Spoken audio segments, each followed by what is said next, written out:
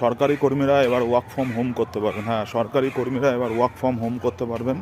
না, আপনার আনন্দ পাওয়ার কোনো কারণ নেই। আপনি যদি দিল্লিতে চাকরি করেন, অর্থাৎ দিল্লি স্টেটে যদি আপনি থাকেন, তাহলে কিন্তু এই সুবিধাটা আপনি পাবেন। কেন, দিল্লির দূষণ এতটাই বেড়ে গেছে, যেখানে সেখানে কোভিডের পরিস্থিতি হয়েছে এবং স্কুলগুলো যেগুলো রয়েছে সেগুলো ছুটি দিয়েছে এবং সেগুলো কিন্তু স্কুলগুলো অনলাইনে হচ্ছে এবং অনেক অফিস যেটা রয়েছে তো সেগুলো কিন্তু চিন্তাভাবনা করা হচ্ছে যে ওয়ার্ক ফ্রম যাতে করা যায়, ওয়ার্ক ফ্রম হোম করা হবে আর কি, দূষণের জন্য।